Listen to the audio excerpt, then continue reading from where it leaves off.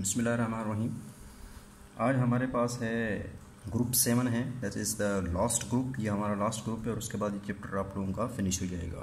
Group 7 को हम halogen group भी कहते हैं because they are involved in the salt formation. क्योंकि ग्रुप 7 जो है दैट इज़ साल्ट फार्मिंग है, इसको साल्ट फार्म, हैलोजन का मतलब salt forming, that's why they are involved in the salt formation. अगर ग्रुप 7 को हम देखें तो इसकी जो एलिमेंट्स होते हैं, इसमें ग्रुप 7 में आपके पास जो एलिमेंट्स आते हैं, कौन कौन से एलिमेंट्स आते हैं? पहला आपके पास आता है फ्लोरीन, फ्लोरीन के बाद क्लोरीन, क्लोरीन के बाद ब्रोमीन, ब्रोमीन के बाद आयोडीन एंड लास्ट में एस्टाटीन आता है। ये चारों के चारों आपके पास जो है फ्लोरीन से लेकर आयोडीन है, दीज आर नॉन मेटल्स। ये आपके पास जो है नॉन मेटल्स हैं, जबकि एस्टाटीन जो है that is radio active in nature. ये आपके पास क्या है? रेडियो एक्टिव है इन नेचर में, ये रेडियो एक्टिव है, जिसकी बिना पे हम इसको कंसिडर नहीं करेंगे, हम इन्हीं चार को नॉन मेटल्स को ही स्टडी करेंगे। तो fluorine, chlorine, bromine, iodine, these are non metal. अगर इसकी जनरल इलेक्ट्रॉनिक कन्फिगरेशन देखी जाए, जनरल इलेक्ट्रॉनिक कन्फिगरेशन देखी जाए तो जनरल इलेक्ट्रॉनिक कन्फिगरेशन इनकी क्या होती है? NS2Np5। इसका मतलब है इनके आउटर मोस्ट मीन्स के वैलेंस शेल में जो हैं वो कितने इलेक्ट्रॉन हैं? 7 इलेक्ट्रॉन। इट मीन्स कि ये अपने 7 इलेक्ट्रॉन दे नहीं सकता, तो देने की टेंडेंसी इनके पास क्या है? बहुत कम होती है। लेने की टेंडेंसी इनमें क्या होती है? ज़्यादा होती है। तो ये था इनका जनरल ट्रेंड। इसी तरह इनकी अगर फिजिकल स्टेट देखी जाए, पहले इसको हम ये कर लेते हैं, फिजिकल स्टेट को देख लेते हैं, इनमें से जो जो प्रॉपर्टीज़ आती हैं फिर हम उनको अखज़ कर लेंगे, एवोल्यूट कर लेंगे। तो फिजिकल स्टेट में अगर देखा जाए तो फ्लोरीन जो है, fluorine F2 that is gas, that is brown gas. Fluorine जो है वो आपके पास कौन सी है? ब्राउन गैस है। नेक्स्ट आपके पास आता है क्लोरीन आता है, ये भी आपके पास क्या है? गैस है, that is greenish yellow gas. Sorry, F2 जो है दैट इज येलो गैस है, ब्राउन नहीं है, येलो है, ठीक है। Cl2 जो है दैट इज गैस है, जो कि कौन सी आपके पास? ग्रीनिश येलो है। F2 जो है वो गैस है, आपके पास कौन सी है? येलो गैस है। Cl2 जो है ग्रीनिश येलो है। नेक्स्ट आपके पास ब्रोमीन जो आता है दैट इज लिक्विड। ब्रोमीन जो है आपके पास क्या है? लिक्विड है, और वो कौन सा लिक्विड है? ब्राउन रेड लिक्विड है। जबकि आयोडीन जो होता है ये आपके पास क्या है? सॉलिड है, that is violet in colour, violet colour का होता है। वॉलेट कलर का भी हो सकता है, डिफरेंट और भी कलर हैं इसके जो आपको मुख्तलिफ बुक में मुख्तलिफ हैं। तो यहाँ पे आपके पास F2 जो है and Cl2 both are gases and Br2 आपके पास क्या है? लिक्विड है। I2 आपके पास क्या होता है? सॉलिड। अगर इसमें से कुछ प्रॉपर्टीज, इसका मतलब है कि डाउन द ग्रुप अगर देखा जाए तो इनका जो मोलर मास है इंक्रीज कर रहा है, क्योंकि वाटर के बाद किस में जा रहे हैं? लिक्विड सॉलिड में जा रहे हैं, तो मोलर मास क्या कर रहा है? इनका इंक्रीज कर रहा है। एक तो ये हो गया। दूसरा, डाउन द ग्रुप इनकी वंडरवाल फोर्सेस भी इंक्रीज कर रही है। ज़ाहिर है मोलर मास बढ़ रहा है तो इनके दरमियान में जो वंडरवाल फोर्सेस हैं वो भी इंक्रीज कर रही हैं, ठीक है। इंटर एटॉमिक फोर्सेस जो हैं वो भी क्या कर रही हैं? जो है वो फोर्सेस इंक्रीज कर रही हैं। इसका मतलब ये हुआ कि melting point and boiling point का अगर हम लिखें तो डाउन द ग्रुप इनकी मेल्टिंग पॉइंट, बॉइलिंग पॉइंट क्या करेंगी? तो मोलर मास इंक्रीज कर रहा है, वंडरवाल फोर्सेस इंक्रीज कर रही हैं, तो वो क्या करेगी? इंक्रीज करेगी। तो melting point down the group क्या करती है? इंक्रीज करती है। दोनों melting point and boiling point, bromine and iodine. ये था इसकी melting and boiling point. Next आपके पास आता है इसकी जो है दूसरे ट्रेंड्स देखें इन पीरियोडिक टेबल्स में। अगर इनके ट्रेंड्स देखे जाएं तो पहला हमारे पास जो ट्रेंड आता है दैट इज़ एटॉमिक साइज या atomic radius. Atomic radius, you know well के डाउन द ग्रुप आते हैं, एक्स्ट्रा शेल क्या कर रहे हैं? ऐड हो रहे हैं। एक्स्ट्रा शेल जब ऐड हो रहे हैं इट मीन्स कि इनका जो साइज़ है वो क्या कर रहा है? इंक्रीज़ कर रहा है। तो एटॉमिक साइज़ या एटॉमिक रेडियस, साइज़ जो है वो इंक्रीज़ करता है। तो इसी साइज़ से बहुत सारी प्रॉपर्टीज़ हम निकाल लेंगे। कौन कौन सी प्रॉपर्टी निकाल लेंगे? लेट्स सपोज हमारे पास, हमें याद था कि आयनाइजेशन एनर्जी हो गई, इलेक्ट्रॉन अफिनिटी हो गई एंड इलेक्ट्रोनेगेटिविटी हो गई। मेरे सामने सेम ही ट्रेंड आ रहा था, that is inverse proportional to the size. It means के अगर साइज़ क्या करता है? बढ़ता है, तो ये प्रॉपर्टीज़ क्या करती हैं? डिक्रीज करती हैं। तो आयनाइजेशन एनर्जी क्या करती है? डाउन द ग्रुप, क्योंकि साइज़ बढ़ता जा रहा है, तो इलेक्ट्रॉन तो निकालने की टेंडेंसी क्या होती जाएगी अब, क्योंकि न्यूक्लियस से दूर होते जा रहे हैं, न्यूक्लियस से दूर होने की वजह से इलेक्ट्रॉन को निकालना अब आसान होता जाएगा, तो आयनाइजेशन एनर्जी क्या होती जाएगी, कम होती जाएगी। तो डाउन द ग्रुप क्या करती है, आयनाइजेशन एनर्जी डिक्रीज करती है। तो आयनाइजेशन एनर्जी का ट्रेंड जो होता है डाउन द ग्रुप क्या करता है, डिक्रीज करता है। तो एफ की सबसे ज़्यादा होती है, फिर किसकी होती है, क्लोरीन की, ब्रोमीन की एंड आयोडीन की। तो ionization energy down the group क्या कर रही है, डिक्रीज कर रही है। सबसे ज़्यादा डाउन द ग्रुप डिक्रीज कर रही है। तो सबसे जो है वो आपके पास कम किसकी है, आयोडीन की है। तो फ्लोरीन की सबसे ज़्यादा है, उसके बाद किसकी, क्लोरीन, ब्रोमीन एंड आयोडीन की। इसी तरह इलेक्ट्रॉन अफिनिटी का थोड़ा ट्रेंड जो है वो चेंज हो जाता है, क्लोरीन की सबसे ज़्यादा होती है। याद रखिएगा पीरियोडिक टेबल में इलेक्ट्रॉन अफिनिटी क्लोरीन की सबसे ज़्यादा होती है, नेक्स्ट फिर फ्लोरीन क्या आती है, and then bromine and iodine आता है, ये डिक्रीज करती है। अब क्यों ऐसा है कि क्लोरीन की ज़्यादा हो जाती है, फ्लोरीन की कम क्यों हो जाती है, रीज़न क्या है? बिकॉज अगर आप देखा जाए तो साइज़, इन दोनों के साइज़ में बड़ा फ़र्क है। इसका साइज़ स्मॉल साइज़ है, इसमें 2p ऑर्बिटल्स हैं। आउटर मोशन में अगर देखा जाए तो इसमें 2p ऑर्बिटल्स है, साइज स्मॉल है। इसमें आप नीचे आते हैं तो इसमें कौन से ऑर्बिटल आ जाते हैं, 3p ऑर्बिटल आ जाते हैं। अगर आपके पास एक 3p ऑर्बिटल्स है ये वाला, लेट्स सपोज, और दूसरा आपके पास क्या है, ये 2p ऑर्बिटल है। अब इसमें भी इलेक्ट्रॉन है, 7 इलेक्ट्रॉन्स होंगे, इसमें भी इलेक्ट्रॉन है। तो बताए जो स्मॉल साइज़ है तो यहाँ पे इलेक्ट्रॉन की डेंसिटी क्या है, ज़्यादा है। स्मॉल साइज़ होने की वजह से इलेक्ट्रॉन की डेंसिटी क्या है, यहाँ पे मैक्सिमम है। Electron density is maximum due to the small size of किसका, फ्लोरीन का। स्मॉल साइज होने की वजह से इलेक्ट्रॉन की डेंसिटी ज़्यादा है। जब इनकमिंग इलेक्ट्रॉन आप ऐड करना चाहोगे, इलेक्ट्रॉन एफिनिटी क्या है, इलेक्ट्रॉन को ऐड करना। जब आप इसमें इलेक्ट्रॉन ऐड करोगे तो ये इलेक्ट्रॉन क्या करेगा, रिपल्शन फेस करेगा। इस इलेक्ट्रॉन में क्या होगी, रिपल्शन फेस होगी, जबकि इसमें इलेक्ट्रॉन आसानी से ऐड हो जाएगा। साइज बड़ा है, इलेक्ट्रॉन जो है वो spread out on the large size पे, बड़े साइज पे स्प्रेड है, जबकि इसमें छोटे साइज पे इलेक्ट्रॉन स्प्रेड हैं, जिसकी बना पे क्या होता है, इलेक्ट्रॉन डेंसिटी मैक्सिमम है। यहाँ पे इलेक्ट्रॉन डेंसिटी क्या है, इतनी ज़्यादा नहीं है। अब इलेक्ट्रॉन जो है साइज स्मॉल होने की वजह से इलेक्ट्रॉन जो ये आ रहा है, तो ये दूसरे जो इलेक्ट्रॉन हैं, क्योंकि साइज इलेक्ट्रॉन डेंसिटी ज़्यादा होने की वजह पे इसको क्या करेंगे, रिपेल करेंगे। जब इलेक्ट्रॉन रिपेल करेंगे इसका मतलब है इसकी जो इलेक्ट्रॉन की ऐड करने की सलाहियत है वो क्या हो जाएगी, कम हो जाएगी, एज कम्पेयर टू किसके मुकाबले में, क्लोरीन। यही वजह है, तो यहाँ पे हम ये लिखते हैं। आपको समझ आ गई होगी, ठीक है। इसी तरह इनकी अगर देखी जाए, इलेक्ट्रोनेगेटिविटी देखी जाए तो यूनोवेल के पीरियड्स में जब आते थे इलेक्ट्रोनेगेटिविटी क्या करती थी, इंक्रीज करती थी, और हाईएस्ट किस में थी, हेलोजन ग्रुप में थी। सबसे ज़्यादा किसकी है इलेक्ट्रोनेगेटिविटी, फ्लोरीन की सबसे ज़्यादा है पीरियोडिक टेबल में। लेकिन डाउन द ग्रुप इनकी इलेक्ट्रोनेगेटिविटी क्या करती है, डिक्रीज करती है। तो फ्लोरीन, उसके बाद chlorine, bromine and iodine, down the group इनकी इलेक्ट्रोनेगेटिविटी डिक्रीज करती है। तो ये था इलेक्ट्रोनेगेटिविटी। इसी तरह अब यहाँ पे देखें इलेक्ट्रॉन एफिनिटी जो है डाउन द ग्रुप क्या करती है, डिक्रीज करती है। थोड़ा बहुत इसमें चेंज आती है फ्लोरीन में सिर्फ। तो डाउन द ग्रुप इलेक्ट्रोनेगेटिविटी क्या करती है, इलेक्ट्रॉन एफिनिटी जो होती है वो डिक्रीज करती है। तो इट मीन्स कि इनका जो ऑक्सीडाइजिंग पावर होता है वो डाउन द ग्रुप वो भी डिक्रीज करता है। ऑक्सीडाइजिंग पावर क्या करता है इनका, down the group, halogen group का जो ऑक्सीडाइजिंग पावर है वो डाउन द ग्रुप क्या करता है, डिक्रीज करता है। The oxidizing power of the halogen groups decrease down the group. Down the group क्या कर रहा है, डिक्रीज कर रहा है। क्यों डिक्रीज कर रहा है, बिकॉज आपको पता है ऑक्सीडाइजिंग पावर का मतलब क्या है, कि दूसरे को ऑक्सीडाइज करना और खुद क्या होना, रिड्यूस होना, मीन्स के इलेक्ट्रॉन गेन करना। खुद का मतलब क्या है, दूसरे को वहाँ से निकालना, और खुद मीन्स के इलेक्ट्रॉन गेन करना। तो गेन करना मीन्स कि अगर Cl है, ये इलेक्ट्रॉन गेन, साइज बड़ा होता जाएगा, तो इलेक्ट्रॉन गेन करने की सलाहियत भी क्या होती जाएगी, कम होती जाएगी।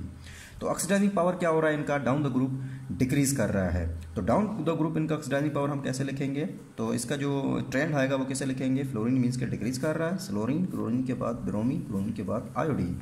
इसका मतलब है कि ये F जो है ये इसको भी ऑक्सीडाइज कर सकता है, इसको भी ऑक्सीडाइज कर सकता है, इसको भी ऑक्सीडाइज कर सकता है। मीन्स कि अगर हम इसको जनरल ले लें, एक्स हम ले लेते हैं, लेट सपोज कोई भी है, एफ हमारे पास कोई भी जनरल एक्स है, ये किसी भी आयोडाइड आयन, कोई भी आपके पास हेलाइड आयन है, हेलाइड आयन मीन्स कि एक्स नेगेटिव है, कोई भी एक्स नेगेटिव है, वो उसको क्या कर देगा, ऑक्सीडाइज कर देगा। किस में ऑक्सीडाइज कर देगा, टू रेस्पेक्टिव देयर हेलोजेंस, वो अपने उसको हेलोजेंस में ऑक्सीडाइज कर देगा।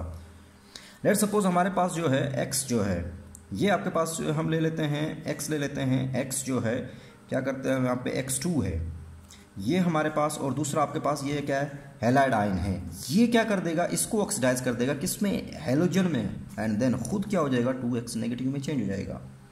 अगर मैं कहूँ कि यहाँ पे आपके पास F2 है और यहाँ पे आपके पास क्या है, Cl नेगेटिव है, तो ये क्या कर देगा, इसको ऑक्सीडाइज कर देगा, किस में चेंज कर देगा, Cl2 में, एंड देन 2F नेगेटिव में हो जाएगा। मीन्स के F जो है वो सबको क्या कर सकता है, ऑक्सीडाइज कर सकता है, जबकि आयोडीन किसी को भी ऑक्सीडाइज नहीं कर सकता है क्योंकि वो नीचे है। क्लोरीन इसको ऑक्सीडाइज कर सकता है, क्लोरीन इसको भी ऑक्सीडाइज कर सकता है, इस तरह ब्रोमीन इसको ऑक्सीडाइज कर सकता है, लेकिन ब्रोमीन इसको ऑक्सीडाइज नहीं कर सकता। इसी तरह आयोडीन जो है वो इसको ऑक्सीडाइज नहीं कर सकता, आयोडीन किसी को भी ऑक्सीडाइज नहीं कर सकता। इस तरह क्लोरीन फ्लोरीन को ऑक्सीडाइज नहीं कर सकता। ठीक, तो डाउन द ग्रुप क्योंकि ऑक्सीडाइजिंग जो प्रॉपर्टी है वो क्या कर रही है, डिक्रीज कर रही है। यही वजह है डिक्रीज, इसकी कम है इसकी ज्यादा है तो ये कैसे इसको कर सकता है, इसकी ज्यादा है इसकी कम है तो ये इसको ऑक्सीडाइज कर लेगा। उसके अपने सोल्यूशन, याद रखिएगा कोई भी होगा वो उसके अपने सोल्यूशन में से उसको ऑक्सीडाइज करेगा। लेट्स सपोज आपके पास जो है एक यहां पे अगर हम लिखें F2 है, ये उसके एक्व सोल्यूशन है, आपके पास 2KCl का एक्व सोल्यूशन है, तो ये इसको क्या कर देगा, क्लोराइड आयन को ऑक्सीडाइज कर देगा किसमें, क्लोरीन में, और खुद इसको रिप्लेस कर लेगा, उसकी जगह ले लेगा, डिस्प्लेस कर देगा इसको कहेंगे। तो यहाँ पे आपके पास 2KF बन जाएगा, प्लस ये क्या हो जाएगा, Cl2 में चेंज हो जाएगा। इसी तरह आपके पास Cl2 जो है 2KBr है, उसके अपने सोल्यूशन में से, मीन्स के Cl2 उसके अपने सोल्यूशन मीन्स के ब्रोमाइड को उसके अपने सोल्यूशन में से क्या कर देगा, रिप्लेस कर देगा, डिस्प्लेस कर देगा, क्योंकि इसकी ऑक्सीडाइजिंग पावर ज़्यादा है, इसका कम है तो इसको रिप्लेस कर सकता है। तो यहाँ पे आपके पास क्या हो जाएगा, 2KCl आ जाएगा, प्लस इसको किस में चेंज कर देगा, हेलोजन में चेंज कर देगा, Br2 में चेंज कर देगा। आई होप कि ये आपको ऑक्सीडाइजिंग पावर समझ आ गई होगी। ये था इनका ऑक्सीडाइजिंग पावर, इलेक्ट्रॉन एफिनिटी भी हो गई, एनर्जी भी हो गई, आई थिंक हो गए सारे। नेक्स्ट हमारे पास आता है डिसोसिएशन एनर्जी। एक और टॉपिक हमारा रह गया है, दैट इज डिसोसिएशन एनर्जी।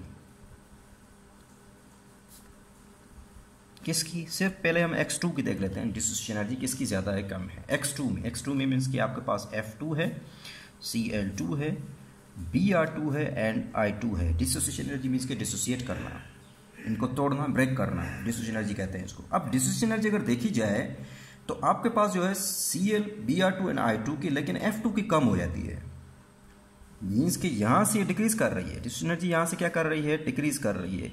ये तो फॉलो कर रही है, जनरल ट्रेंड को फॉलो कर रही है, लेकिन ये जो है एक्सेप्शनल केस है, इसकी कम हो जाती है, लो है डिसोसिएशन एनर्जी। डिसोसिएशन एनर्जी क्या है, F2 की कम है, लेकिन ये जनरल ट्रेंड को फॉलो कर रहे हैं, डिक्रीज हो रही है डाउन द ग्रुप। अगर हम यहाँ पे लिखें Cl2 की जो है वो डिक्रीज कर रही है, Br2 के बाद आपके पास I2, लेकिन ये ट्रेंड को फॉलो नहीं कर रहा। ये कहाँ पे रिजल्ट करता है, ये आता है आपका Cl2, उसके बाद Br2 एंड देन आपके पास क्या आएगा, यहाँ पे F2 आएगा एंड लास्ट में आपके पास I2 आएगा डिसोसिएशन एनर्जी में। अब ऐसा क्यों है, क्योंकि हालांकि डाउन द ग्रुप डिक्रीज कर रही है, इसकी ज़्यादा होनी चाहिए थी, लेकिन Cl2 की ज़्यादा हो जाती है। क्यों ऐसा है, इसकी कम क्यों है, बिकॉज अगर इसकी डिसोसिएशन एनर्जी देखेंगे तो यहाँ पे इसका F एंड F का साइज दोनों का स्मॉल साइज है। F एंड F का साइज क्या है, स्मॉल है। ये जो आपके पास लॉन पेयर नजर आ रहे हैं, इलेक्ट्रॉन जो उसको कहते हैं, नॉन बॉन्डिंग इलेक्ट्रॉन्स कहते हैं, स्मॉल साइज होने की वजह से इनके दरमियान में रिपल्शन ज़्यादा हो जाती है। इनके दरमियान में इलेक्ट्रॉन टू इलेक्ट्रॉन रिपल्शन क्या हो जाती है, जो नॉन बॉन्डिंग जो इलेक्ट्रॉन है, लॉन पेयर के दरमियान जो electron to electron repulsion due to the small size of F2 bond, F2 molecule, due to the small size of the F2 molecule, the lone pair, या इसको हम कह सकते हैं नॉन बॉन्डिंग इलेक्ट्रॉन जो रिपल्शन है वो क्या है, मैक्सिमम है। जब रिपल्शन मैक्सिमम है, आप आपस में रिपेल कर रहे हैं, तो इसका मतलब है बॉन्ड क्या बन जाता है, इसका वीक हो जाता है। ये वाला जो बॉन्ड है F एंड F का जो बॉन्ड है वो वीक हो जाता है, किसकी वजह से, बिकॉज F2 का जो है मॉलिक्यूल क्या है, साइज स्मॉल साइज होने की वजह से इलेक्ट्रॉन टू इलेक्ट्रॉन रिपल्शन क्या है, मैक्सिमम है। जब electron to electron repulsion maximum होने की वजह से ये उसको उधर धकेलता है, इसको इधर धकेलता है, मीन्स कि अपोजिट एक दूसरे को क्या कर रहे हैं, रिपेल कर रहे हैं, तो बॉन्ड क्या कर जाएगा, वीक कर जाएगा, जिसकी बिना पे उसकी जो बॉन्ड एनर्जी क्या कर जाती है, डिक्रीज कर जाती है, मीन्स कि ब्रोमीन से भी कम हो जाती है। होप के समझ आ गई होगी। इसी तरह एक और हम बॉन्ड डिसोसिएशन एनर्जी देख लेते हैं इन दी XX मॉलिक्यूल में। HX मॉलिक्यूल में अब वो फॉलो ट्रेंड करेगी, सेम ट्रेंड को फॉलो करेगी HX में। अब HX में आपके पास क्या है, X का अगर HX में आपके पास X आपका क्या हो सकता है, फ्लोरीन हो सकता है, क्लोरीन हो सकता है, ब्रोमीन हो सकता है, आयोडीन हो सकता है। अगर डाउन द ग्रुप आए तो इनका साइज का बढ़ रहा है।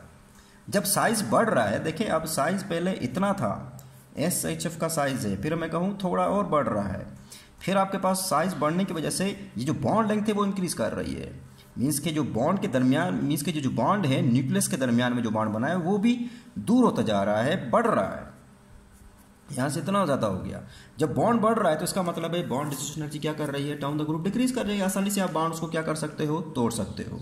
तो डाउन द ग्रुप HX के केस में down the group bond energy क्या करती है, डिक्रीज करती है। मीन्स के HF की, उसके बाद HCl, उसके बाद HBr, सॉरी, एंड लास्ट में किसकी आती है, HI की आती है। सबसे किसकी डिस्ट्रीब्यूशन एनर्जी कम है, HI की। लेकिन क्योंकि H के ऊपर अब कोई लॉन पेयर नहीं है, इस केस में दोनों के ऊपर लॉन पेयर है, H के ऊपर कोई लॉन पेयर नहीं है, जिसकी बिना पे कोई रिपल्शन नहीं है।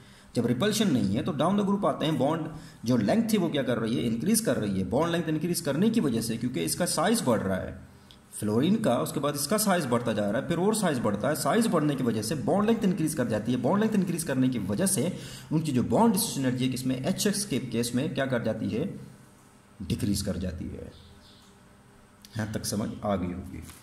तो ये हो गया यहाँ पे। नेक्स्ट आगे हमारे पास आता है, अब इसी को HX को जो है, अब जो है एसिडिक स्ट्रेंथ देख लेते हैं इन सब की, कि कौन सा है ज़्यादा एसिडिक। तो acidity of the hydrogen halides,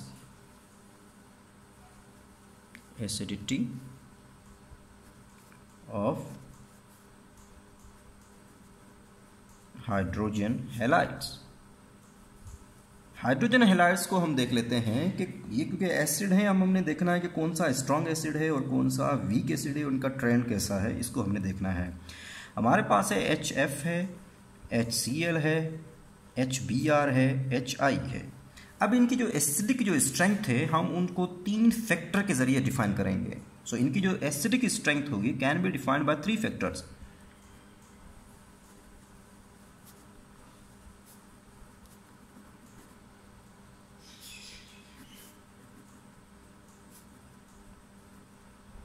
इसमें 3 फैक्टर के जरिए हम इनकी एसिडिक स्ट्रेंथ को डिफाइन कर सकते हैं। कौन कौन से, हम डिटेल से इसको पढ़ेंगे। Number 1, dissociation, bond dissociation energy, उसको मैंने पीछे लिखा था डिसोसिएशन, आपने लिखना है बॉन्ड डिसोसिएशन एनर्जी लिखना है, ठीक है। बॉन्ड, क्योंकि बॉन्ड का टूटना, बॉन्ड डिसोसिएशन एनर्जी, इसके जरिए आप इसको क्या कर सकते हो, एक्सप्लेन कर सकते हो। दूसरा, आप उसको पीके वैल्यू के जरिए भी आप बता सकते हो, इसकी बॉन्ड की जो स्ट्रेंथ है उसको एक्सप्लेन कर सकते हो। तीसरा जो आपके पास आता है दैट इज द, वो क्या है, stability of anion, stability of anion, A9 की स्टेबिलिटी में, मीन्स के उसके कंजुगेट बेस की बुनियाद पे आप उसको बता सकते हो कि कौन सा आपके पास है जो है वो एसिड स्ट्रेंथ है। अब मैं तीनों का वैल्यू लिखूंगा और तीनों एक ही साथ में एक्सप्लेन कर दूंगा। लेट सपोज आपके पास है एसिड है, यहाँ पे एसिड, हम यहाँ पे HF है, HF के बाद आपके यहाँ पे आता है HCl लिख देता हूँ, यहाँ पे आपके पास HBr एंड लास्ट में HI आ जाता है। यहाँ पे इसकी मैं पीके वैल्यू लिखता हूँ। HI के केस में इसकी जो पीके वैल्यू होती है +3 होती है। HCl में इसके केस में जो पीके वैल्यू -9 होती है, -10 होती है। और यहाँ पे इसकी जो होती है, सॉरी मैं थोड़ी गड़बड़ कर गया हूँ, याद नहीं है, मैं लिख देता हूँ अभी। तो पीके वैल्यू जो होती है, यस, HF के केस में +3 है, जबकि HCl केस में -7 है। यहाँ पे आ जाती है -7 आ जाती है, यहाँ पे -9 है और वहाँ पे -10 है, ठीक है। ये -7 है, -9, -7, -10 है।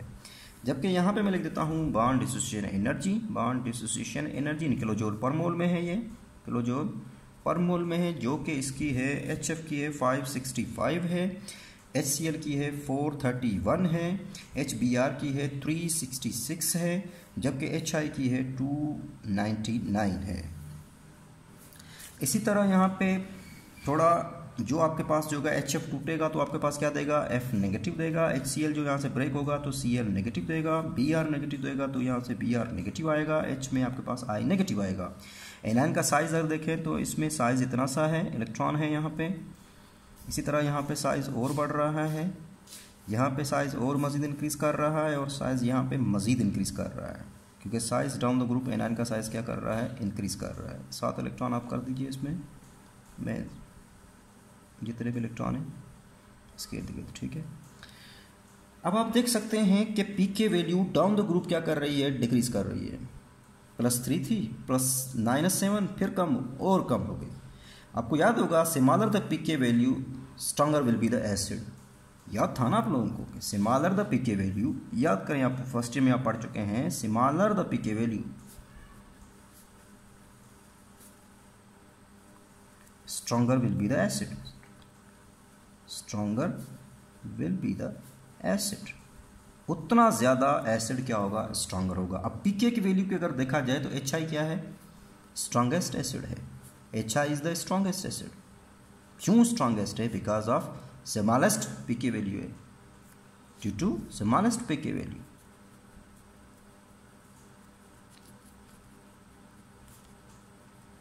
ठीक, इस तरह HF जो है उसको देखा जाए तो ये क्या है, वीक एसिड है।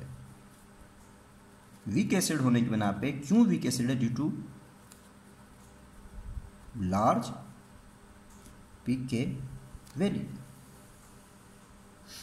नेक्स्ट आपके पास अगर देखें इसमें डिसोसिएशन एनर्जी देखें, HI की सबसे कम डिसोसिएशन एनर्जी है, मीन्स कि आसानी से अपने हाइड्रोजन को क्या कर सकता है, डोनेट कर सकता है। इट कैन इजीली डिसोसिएट, आसानी से डिसोसिएट हो सकता है। इजीली अपने जो है हाइड्रोजन प्रोटॉन है वो क्या कर सकता है, डोनेट कर सकता है। जितनी आसानी से वो प्रोटॉन डोनेट करेगा उतना ही ज़्यादा वो क्या होगा, एसिड स्ट्रॉन्गर होगा। तो HI की क्या है, बॉन्ड एनर्जी क्या है, सबसे कम है। तो इसमें क्या हो गया, दूसरा point, least bond dissociation energy in case of HI। HI के केस में क्या है, लीस्ट बॉन्ड डिसोसिएशन एनर्जी है in case of HI, so it is strongest acid.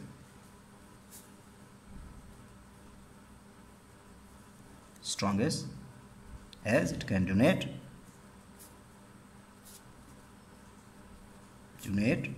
its proton more easily as compared to, पूरा लिख दीजिएगा, as compared to, लिखा नहीं जा रहा, HF किसके मुकाबले में, HF के मुकाबले में। अब HF के में क्या है, बॉन्ड एनर्जी क्या है, मैक्सिमम बॉन्ड एनर्जी है, ज़्यादा, इसको तोड़ने के लिए ज़्यादा नहीं चाहिए। दैट्स वाई आसानी से प्रोटॉन डोनेट नहीं कर सकता। तीसरा अगर आप देखें तो इसमें जो मैंने बताया था यहाँ पे साइज का बताया था, देखें यहाँ पे इलेक्ट्रॉन जो हैं ये स्मॉल साइज पे हैं। इलेक्ट्रॉन जो हैं they are resided on the small size, छोटे स्मॉल साइज पे स्प्रेड हैं। जहाँ पे देखेंगे जो इलेक्ट्रॉन जो है वो लार्ज साइज पे स्प्रेड हैं, लार्ज वॉल्यूम पे स्प्रेड हैं। जितना वॉल्यूम बड़ा होगा उतने इलेक्ट्रॉन क्या होंगे, स्टेबलाइज, मीन्स कि ये उतना एनायन क्या हो जाएगा, स्टेबलाइज हो जाएगा। तो I negative is more stable as compare to F negative. I negative का साइज बड़ा है, लार्ज वॉल्यूम है, लार्ज वॉल्यूम स्पेस होने की वजह से इलेक्ट्रॉन क्या हैं, ज़्यादा स्प्रेड आउट हैं। सो I नेगेटिव अगर देखेंगे तो एनाइन जो होगा in case of iodine is much larger,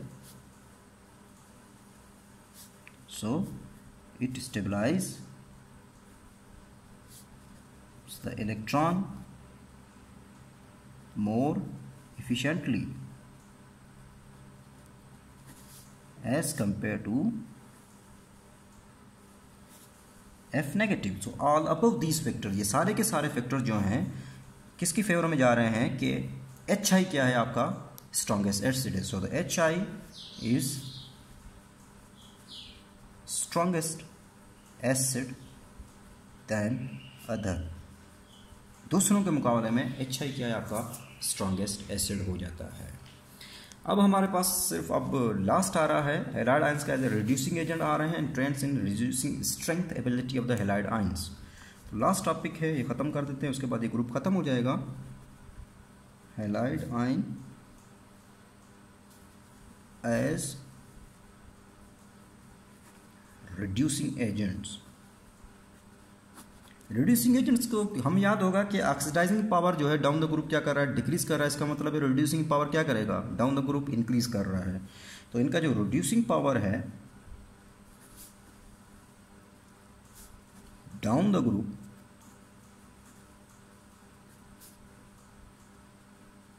increase कर रहा है। रिड्यूसिंग मतलब दूसरे को क्या करेंगे, रिड्यूस कर देंगे और खुद क्या हो जाएंगे, ऑक्सीडाइज हो जाएंगे। खुद अपने इलेक्ट्रॉन देंगे और दूसरे को जाके दे के उसको रिड्यूस कर देंगे, मीन्स कि दूसरे को इलेक्ट्रॉन दे के उसको क्या कर देंगे, रिड्यूस कर देंगे। तो रिड्यूसिंग पावर क्या कर रहा है, डाउन द ग्रुप इंक्रीज कर रहा है। क्यों इंक्रीज कर रहा है, यू नो वेल कि डाउन द ग्रुप क्या कर रहा है, साइज इंक्रीज कर रहा है। अगर डाउन द ग्रुप आप देखें साइज क्या करता है, इनका इंक्रीज करता है, तो आसानी से अपन इलेक्ट्रॉन लूज कर सकते हैं। जितना बड़ा साइज होता जाएगा इलेक्ट्रॉन को लूज करने की सलाहियत या टेंडेंसी होगी वो क्या होती जाएगी, उतनी ही आसान होती जाएगी। सो टेंडेंसी ऑफ लूज इलेक्ट्रॉन क्या होती जाएगी, वो इतनी आसान होती जाएगी। सो साइज इंक्रीज कर रहा है, the tendency of loose electron क्या होती जा रही है, वो वो ईजी होती जा रही है। जितना बड़ा साइज होगा उतना आसानी से वो अपने क्या करेगा, इलेक्ट्रॉन को लूज़ करेगा। जितनी आसानी से इलेक्ट्रॉन लूज़ करेगा उतना ही वो क्या करेगा, रिड्यूसिंग पावर स्ट्रॉन्गेस्ट उसका रिड्यूसिंग पावर होगा। अगर हम देखें तो इनमें रिड्यूसिंग पावर क्या कर रहा है, इनका डाउन द ग्रुप इंक्रीज कर रहा है। तो आपके पास फ्लोरीन, उसके बाद आपके पास क्या आता है, chlorine, next bromine and next iodine. तो इसका मतलब है सबसे कम किसके हैं, फ्लोरीन क्लोरीन है। फ्लोरीन और क्लोरीन का सबसे ये क्या है, वीक रिड्यूसिंग एजेंट है। These are the weak reducing agent हैं। हमने सिर्फ एक ही को देखना है, यहाँ पे एक रिएक्शन देखना है, उसको वो कैसे रिड्यूस कर सकते हैं। हमारे पास यहाँ पे एक रिएक्शन दिया हुआ है, वो कंसंट्रेटेड H2SO4 को का रिएक्शन देखना है यहाँ पे इन सब का, कि ये क्या करेंगे, सारे के सारे जो है क्या ये कंसंट्रेटेड H2SO4 को रिड्यूस कर सकते हैं कि नहीं कर सकते हैं। इसमें जो FnCl जो है, FnCl जो है ये कंसंट्रेटेड H2SO4 को रिड्यूस नहीं कर सकते हैं। ये नहीं कर सकते, क्यों नहीं कर सकते, because these are the weak reducing agent है। ये आपके पास क्या है, वीक रिड्यूसिंग एजेंट है। जबकि ब्रोमाइड इतना है स्ट्रॉन्ग रिड्यूसिंग एजेंट है, जिसकी बिना पे ये इसको क्या कर सकता है, H2SO4 को रिड्यूस कर सकता है। अब ये किस में कर सकता है, ये अभी हम देख लेते हैं रिएक्शन में। तो ब्रोमाइड जो होता है वो रिड्यूस कर सकता है किसको, तो ब्रोमाइड जो है वो क्या करता है, ब्रोमाइड जो है वो कंसंट्रेटेड H2SO4 को क्या कर सकता है, रिड्यूस कर सकता है, because it is enough reducing agent. ये इतना है कि वो उसको क्या कर सकता है, H2SO4 को रिड्यूस कर सकता है। किस में रिड्यूस करेगा, दैट विल बी SO2 में, किस में, सल्फर डाइऑक्साइड में, गैस में रिड्यूस कर देता है। कैसे रिड्यूस कर सकता है, लेट सपोज Br नेगेटिव है, ये किस में चेंज हो जाएगा, Br2 में, प्लस 2 इलेक्ट्रॉन यहाँ से क्या हो जाएंगे, लूज करेगा। ये 2 इलेक्ट्रॉन किसको देगा, मीन्स के देगा तभी इसको रिड्यूस करेगा, H2SO4 को देगा। ये इलेक्ट्रॉन H2SO4 लेट सपोज, पहले हम बाद में लिख लेंगे, इलेक्ट्रॉन आसानी हो जाएगा। H2SO4 किस में रिड्यूस हो जाएगा, आपको याद होना चाहिए किस में, SO2 गैस में रिड्यूस हो जाएगा। अब बैलेंस करने के लिए हमने ऑक्सीजन को बैलेंस करना है। यहाँ पे 2 ऑक्सीजन है, यहाँ पे 4 है, तो यहाँ पे हम 2 ऑक्सीजन को ऐड कर देंगे, किसके जरिए, वाटर के जरिए। आपको याद होगा ये बैलेंस करने का तरीका। तो यहाँ पे ऑक्सीजन कितनी हो गई, 4 हो गई। अब यहाँ पे हाइड्रोजन कितनी हो गई, यहाँ पे 4 हाइड्रोजन होंगे, यहाँ पे ऑलरेडी 4 हैं, तो यहाँ पे हम 2H+ आयंस क्या कर देते हैं, ऐड कर देते हैं। अब आपके पास इसको बैलेंस करने के लिए 2H+ को न्यूट्रल बनाने के लिए हमारे पास कितने इलेक्ट्रॉन होने चाहिए, 2 इलेक्ट्रॉन होने चाहिए। ये वही सेम 2 इलेक्ट्रॉन इसने ले लिए और ये किस में रिड्यूस हो गया, SO2 में रिड्यूस हो गया। ओवरऑल इक्वेशन लिख लीजिए, यहाँ पे 2 इलेक्ट्रॉन कैंसिल आउट हो जाएंगे, तो यहाँ पे आपके पास 2Br negative plus 2H+ plus किस में हो जाएगा, H2SO4 and then SO2 and then H2H2O। ये थी इसकी ओवरऑल इक्वेशन थी। नेक्स्ट आपके पास आता है आयोडीन। आयोडीन भी क्या कर सकते, सबसे स्ट्रॉन्गेस्ट रिड्यूसिंग एजेंट कौन सा है आपके पास, iodine is the strongest reducing agent. Iodine क्या है आपके पास, स्ट्रॉन्गेस्ट रिड्यूसिंग एजेंट है। ये क्या कर देता है, जो कंसंट्रेटेड आयोडीन जो है, जो आपके पास कंसंट्रेटेड H2SO4 है, इसको रिड्यूस कर देता है हाइड्रोजन सल्फाइड गैस में, H2S में, हाइड्रोजन सल्फाइड गैस में रिड्यूस कर देता है। सिमिलर इस तरह लिखेंगे आप, आयोडीन 2I नेगेटिव, इसमें केस में हो जाएगा I2 प्लस अपने 2 इलेक्ट्रॉन लूज कर देता है। अब आपको पता होना चाहिए कि H2SO4 को किस में रिड्यूस कर देता है, हाइड्रोजन सल्फाइड में रिड्यूस कर देता है। ऑक्सीजन आपके पास 4 हैं, तो यहाँ पे कितनी होनी चाहिए, 4 ऑक्सीजन होनी चाहिए। यहाँ पे हाइड्रोजन आपके पास कितनी 8 है, तो कितनी होनी चाहिए, 8H+ होनी चाहिए। अब आपके पास कितने इलेक्ट्रॉन होनी चाहिए ताकि ये न्यूट्रलाइज हो, तो हम आप इस पर क्या करेंगे, 8 इलेक्ट्रॉन ऐड कर दीजिए।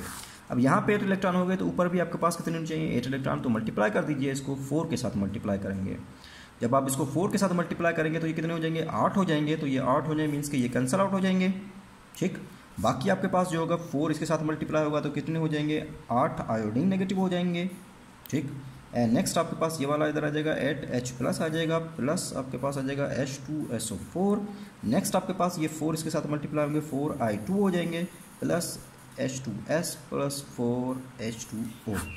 यहाँ पे आपका हो गया ग्रुप 7 ख़त्म हो गया। इसको मैं फुल नहीं करना, देख लीजिए इसको। अल्लाह हाफ़िज़।